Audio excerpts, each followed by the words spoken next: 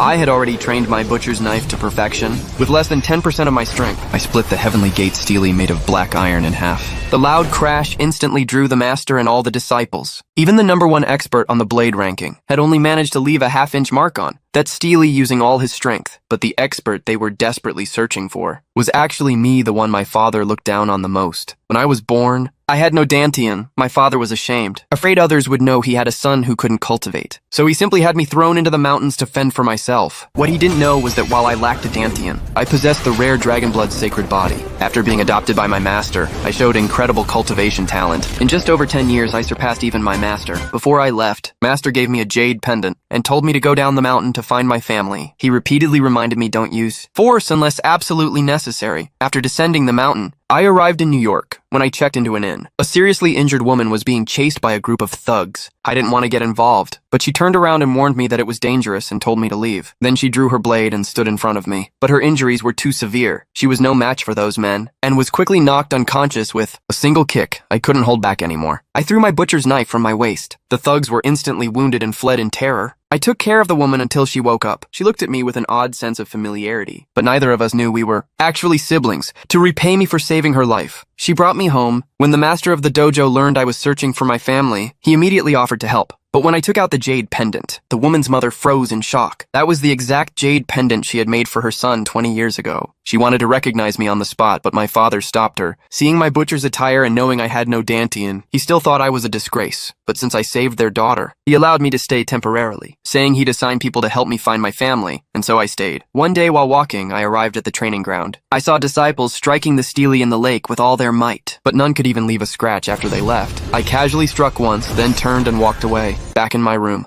Mother waited with a bundle of clothes. She had prepared them for me, though she couldn't acknowledge me. Her care warmed my heart for the first time. Just then, the dojo's gate was slashed open with a single blow. A rival dojo had come to challenge. They had been suppressed by this dojo in New York for years. Now they wanted to reclaim the #1 title. A hasty fight broke out, but the enemy master was fierce and aggressive. He quickly gained the upper hand. I immediately saw his flaw. After every 3 slashes, he'd slightly loosen his right wrist. So I said, "Is your right elbow going numb? You seem to pause every 3rd slash." Not quite decisive. They didn't believe me at first. But when our disciples were getting crushed, the woman decided to take my advice. Sure enough, after the 3rd strike, she attacked his weakened right arm and landed a clean hit. We won the 1st round, but then their grandmaster stepped in. He was far beyond the skill of the disciples. Everyone was knocked off the stage in no time. The woman stepped in herself, but lost after just a few exchanges. Watching her about to be killed, Mother couldn't hold back. Just as she was about to step onto the stage, she remembered the son she lost 20 years ago. She took out a bracelet from her robe, ready to acknowledge me. When I saw the jade pendant and the bracelet fit perfectly,